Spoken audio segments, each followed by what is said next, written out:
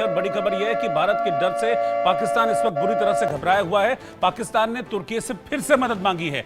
Karachi port पर तुर्की का एक और जंगी जहाज पहुंचा है। पाकिस्तान को सैन्य ड्रोन मुहैया कराने का दावा इस जहाज के जरिए तुर्की की तरफ से किया गया है।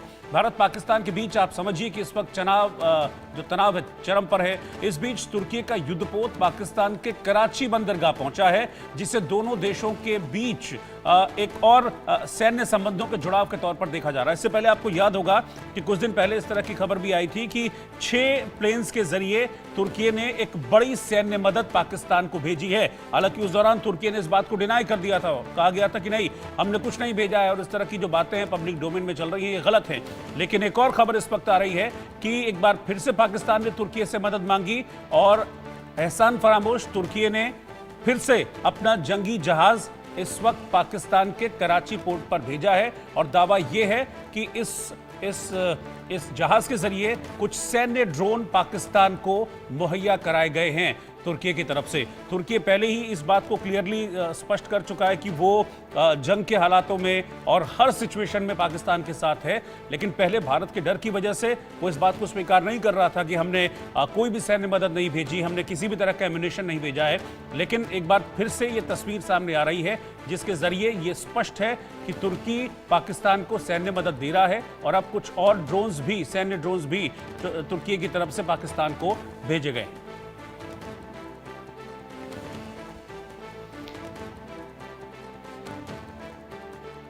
कर्नल जे एस सोढ़ी के पास मैं चल रहा हूं। कर्नल सोढ़ी, ये तो पता है कि पाकिस्तान के पास अपना कुछ है नहीं। भारत वॉर एक्सरसाइजेस करता है, उसके बाद दिखाने के लिए पाकिस्तान को मजबूरी में वॉर एक्सरसाइज करनी पड़ती है, लेकिन वॉर एक्सरसाइज में भी गोला बारूद लगता है, वॉर एक्सरसाइजेस में भी एम्यूनिशन लगता है। तो यहां दिखाने के चक्कर में पाकिस्तान अपना गोला बारूद और ये सारी चीजें कर रहा है बर्बाद, और इसीलिए उसको जरूरत पड़ रही है कि तुर्की के आगे हाथ फैलाने की, भाई भेज दो, कुछ भेज दो। पहले भी कुछ 6 प्लेन आए थे भर के, तुर्की ने उसको डिनाई किया था, अब फिर से कुछ ड्रोन वगैरह आ रहे हैं। रोहित जी, 57 देश हैं ऑर्गेनाइजेशन ऑफ इस्लामिक कॉपरेशन में, जो कि मेजॉरिटी इस्लामिक देश हैं। सारे 57 इस्लामिक देश हैं। इनमें से 3 देश हैं जो अपने आप को इस्लामिक दुनिया का सरगना समझते हैं। वो है ईरान, पाकिस्तान और तुर्की। और इन तीनों देशों के बीच में काफी दोस्ती है। जैसे आपने सही कहा, तुर्की ने 6 ट्रांसपोर्ट एयरक्राफ्ट भेजे कुछ दिन पहले, जिसमें मिलिट्री हार्डवेयर था। अब उनका युद्धपोत पहुंच गया पाकिस्तान, जिसमें ड्रोन्स हैं। हमें याद होगा 2 साल पहले जो तुर्की के राष्ट्रपति एर्दोगन, उनके दामाद हैं, वो TB2 बैरक्टर ड्रोन की कंपनी के मालिक हैं, जो कि काफी यूक्रेन युद्ध में इस्तेमाल हुआ है। एर्दोगन के दामाद ने साफ बयान दिया था 2 साल पहले कि मैं TB2 बैरक्टर ड्रोन पाकिस्तान को बेचूंगा, भारत को एक भी नहीं बेचूंगा। अब जहां तक ईरान की बात है, हालांकि पिछले साल थोड़ी झड़प हुई दोनों देशों के बीच में, पाकिस्तान ईरान में, लेकिन उसके बाद चीन ने बीच में हस्तक्षेप किया और ईरान और पाकिस्तान की दोस्ती फिर अच्छी हो गई है। और आज या कल ईरान के विदेश मंत्री पाकिस्तान के दौरे पे आ रहे हैं, इस वक्त जब भारत पाकिस्तान की टेंशन सबसे ज्यादा है। तो ये साफ दिखाता है, जहां तक ये 3 इस्लामिक देश हैं, ईरान, तुर्की और पाकिस्तान, ये तीनों इकट्ठे हैं। जहां तक बात है कि पाकिस्तान एक्सरसाइजेस कर रहा है, उनके पास गोलाबारी खत्म हो जाएगी। देखिए, पाकिस्तान को चीन ने अश्योर किया हुआ है कि जितनी तुम्हें मिलिट्री हार्डवेयर चाहिए वो चीन देगा बिना किसी शर्त के। और ये भी मैं बता दूं रोहित जी, पिछली 4 जंगें जो हुई हैं भारत पाकिस्तान, ये हमेशा पाकिस्तान ने पहला वार किया है, भारत को जवाब देना पड़ा है।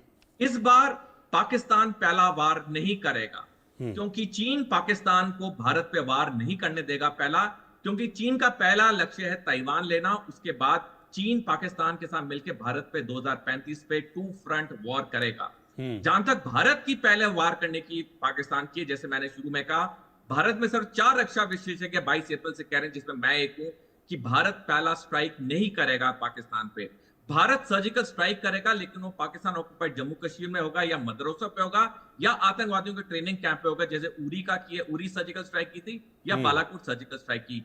हम मेन पाकिस्तान में किसी भी पाकिस्तान के सैनिक इंस्टॉलेशन पे हमला नहीं करेंगे, क्योंकि उसका मुख्य कारण है कि वो अगर हम करेंगे, वो पाकिस्तान एक्ट ऑफ वॉर लेगा और चीन पूरी पाकिस्तान के साथ मदद करेगा सैनिक तौर पे। जिसकी चेतावनी 27 अप्रैल को चीन के विदेश मंत्री उसके जैसे जो आप बात कह रहे हैं, मुझे लगता है उसमें एक रीजन और भी है कि पाकिस्तान हमेशा से क्यों पहले स्ट्राइक करता रहा है। जैसे कि मैंने कहा भी कि गोला बारूद पाकिस्तान के पास है नहीं, और बहुत दिनों तक वो भारत वॉर एक्सरसाइज कर रहा है उस तरीके की एक्सरसाइज नहीं कर पाएगा पाकिस्तान। उसको पता है वॉर एक्सरसाइज में उसका गोला बारूद बर्बाद हो रहा है, इसीलिए हमेशा से पाकिस्तान पहले से भी स्ट्राइक करता रहा है, क्योंकि वो पाकिस्तान ने पहले जो भी 4 स्ट्राइक किए हैं, लड़ाई की, तब चीन पाकिस्तान के साथ नहीं था। लेकिन अब जो लड़ाई होगी वो टू फ्रंट वॉर होगी, जिसकी चेतावनी जनरल उपेंद्र द्विवेदी जो कि भारतीय थल सेना के सेनाध्यक्ष हैं, उन्होंने 17 मार्च इसी साल को बयान दिया कि टू फ्रंट वॉर भारत पे पॉसिबिलिटी नहीं है, रियलिटी है, यानी वास्तविकता है, अनकोट। जो भी टाइमलाइंस पब्लिक डोमेन में 2035 की तरफ जा रही है। मैं 1 सेकंड और चाहूंगा रोहित जी।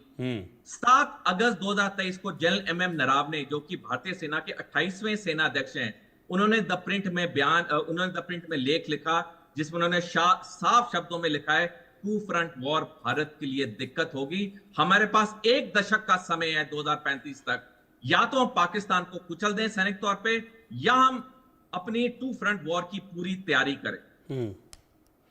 ठीक है, मैं निपुण आलम जी बयान जी के पास भी चल रहा हूं इस पर एक रिएक्शन लेने के लिए। निपुण जी देखिए, अगर टू फ्रंट वॉर की बात जैसे कि अभी कर्नल सोढ़ी कह रहे हैं, तो टू फ्रंट वॉर में अगर भारत जाएगा तो पूरी तैयारी के साथ जाएगा, ये बात तय है। आधी अधूरी तैयारी के साथ नहीं जाएगा। इसके 2 एग्जांपल्स हैं। 1971 में भी 7 महीने लिए थे पूरी तैयारी करने के लिए, और 7 महीने के बाद फिर भारत ने चढ़ाई की थी। 7 महीने के बाद फिर भारत उस वॉर के उसमें आया था। 1999 में करगिल हुआ था, उस दौरान भी 9 महीने की तैयारी के बाद फिर भारत उस वॉर में इंडल्ज हुआ था। तो अगर टू फ्रंट वॉर होती है तो भारत फिर पूरी तैयारी के साथ जाएगा। ये 2 एग्जाम्पल हैं जो लेटेस्ट हमने देखे हैं। नहीं, बिल्कुल, देखिए रोहित जी, आपने बिल्कुल सही कहा। और देखिए, एक बात मैं आपको कहूंगा, सोडी सर बोल रहे थे कि 1971 में अमेरिका, चीन दोनों पाकिस्तान के साथ थे, और ये ट्रायंगल बना हुआ था इनका पाकिस्तान का। और अमेरिका और चीन दोनों के दोनों साथ होने के बाद भी भारत को रोक नहीं पाए थे। यहां तक कि आप चीन की बात छोड़ी, सऊदी तक आपका साथ खड़ा था पाकिस्तान के। सऊदी तक कह रहा था कि मेरे पास जो भी है मैं पूरा पाकिस्तान को दूंगा, तब भी हमने पाकिस्तान के 2 टुकड़े करा दिए थे। लेकिन जो लड़ाई होती है, फाइट होती है, बिल्कुल आपका प्लानिंग से होती है। मुझे याद है कि 71 में जो आपने कहा, मानेक शाह को बोला गया था इंदिरा गांधी जी के द्वारा मार्च 71 में कि भाई आप अटैक की तैयारी करो, लेकिन मानेक शाह जी ने कहा कि नहीं, we are not ready for that time, because बारिश होने शुरू होने वाली है, बांग्लादेश के अंदर जो स्थिति हमारी होगी, हमारी फोर्सेस फंस जाएंगे। आप हमें बारिश के बाद का, यानी कि आफ्टर द मानसून आप हमें मौका दीजिएगा, तब हम लोग अटैक करेंगे, और हम पाकिस्तान को वो याद दिलाएंगे जो आज तक सेकंड वर्ल्ड वॉर के बाद आज तक किसी सेना ने इतना बड़ा समर्पण किया है, तो वो पाकिस्तान की सेना। ये तो मेडल उनको मिला है कि दुनिया में सेकंड वर्ल्ड वॉर के बाद सबसे बड़ा समर्पण उनका था। तो मैं मानता हूं कि भारत एक पीस माइंडेड कंट्री है, और जो पीस माइंडेड कंट्री होता है वो पूरी प्लानिंग अच्छे से करता है।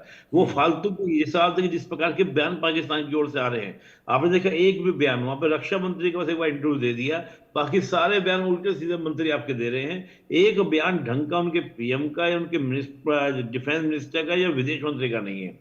भारत की ओर से एक भी बयान उल्टा सीधा नहीं है। हमने सिर्फ इतना कहा है, मीटिंग की, मीटिंग करने के बाद मिलिट्री को पूरी छूट दे दी, फ्रीडम दे दी, बात खत्म। अब आपको जैसे करना आप कीजिए, ये आपकी जिम्मेदारी है कि आपको माकूल जवाब देना है, क्योंकि पहले के जवाब जो दिए गए 2, चाहे वो उरी अटैक के बाद या पुलवामा अटैक के बाद, वो कहीं ना कहीं नाकाफी थे।